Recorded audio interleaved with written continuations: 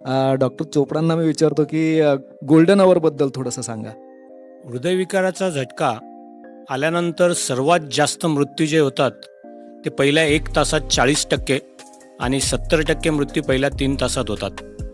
आणि हृदयविकाराच्या झटक्यामुळे मृत्यू होण्याचं प्रमाण हे आहे व्हेंट्रिक्युलर टॅकिकार्डिया किंवा ॲरिथमियाज, म्हणजे हृदयाची अनिर्बंध गती वाढणे व त्याच्यामुळे हृदय बंद पडणे. आणि अशा वेळेस तुम्ही जर रुग्णालयामध्ये असाल किंवा ICCUची ॲम्ब्युलन्स तुमच्यापर्यंत पोहोचून तुम्ही ICCU ॲम्ब्युलन्समध्ये असाल तर एक फक्त शॉक देऊन तुमचं हृदय चालू करता येऊ शकतं आणि रुग्ण वाचण्याचं प्रमाण 99% जास्त असतं. त्यामुळे हृदयविकाराची झटक्याची लक्षणं आढळल्यानंतर त्वरित आपला फिजिशियन किंवा कार्डिओलॉजिस्ट यांना कॉन्टॅक्ट करणे, ॲम्ब्युलन्स तुमच्या कोणत्या तरी एक कार्डियाक ॲम्ब्युलन्सचा नंबर तुमच्या स्वतःकडे असणं फार महत्त्वाचं ठरतं. आता हृदयविकाराचा झटका आल्यावरती मी जसं बोललो की हृदयाच्या स्नायूंना इजा होते, तर ह्या हृदयाच्या स्नायूंना इजा झाल्यानंतर पहिल्या 3 ते 6 तासात जर उपचार मिळाले तर ही स्नायूंची पुनर्निर्मिती होण्याकरता मदत होते. तर ही करण्याकरता 3 गोष्टी फार महत्त्वाच्या ठरतात. सगळ्यात महत्त्वाचं म्हणजे रुग्णाला झालेला त्रास आणि त्या त्रासापासून डॉक्टरपर्यंत किंवा हॉस्पिटलपर्यंत लागणारा वेळ. याच्यामध्ये आज पण भारतामध्ये पहिल्या 6 तासात रुग्ण हॉस्पिटलमध्ये पोहोचण्याचं प्रमाण फक्त 10% आहे.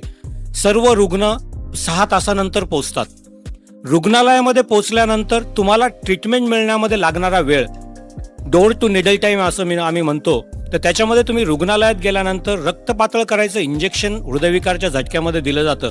ते पहिल्या 30 मिनिटात दिलं गेलं पाहिजे आणि ते जर पहिल्या 3 तासात दिलं गेलं, आज जे टिश्यू प्लाझ्मिनोजन ॲक्टिव्हेटर म्हणून TPA नावाचं नवीन इंजेक्शन आहे, तर रक्तगुठळी विरघळण्याचं प्रमाण ऑलमोस्ट 70 ते 80% आहे. आणि आज तरुण पिढीमध्ये हृदयविकाराचा झटका हा मुख्यतः रक्ताची गुठळी तयार झाल्यामुळे येतो. आणि बऱ्याच वेळा आम्ही अँजिओग्राफी केल्यानंतर लक्षात येतं की पहिल्या 3 तासात जर इंजेक्शन दिलं असेल तर रक्तवाहिनी पूर्णपणे पूर्ववत झालेली असते आणि कोणत्याही अँजिओप्लास्टी किंवा बायपासची गरज पडत नाही.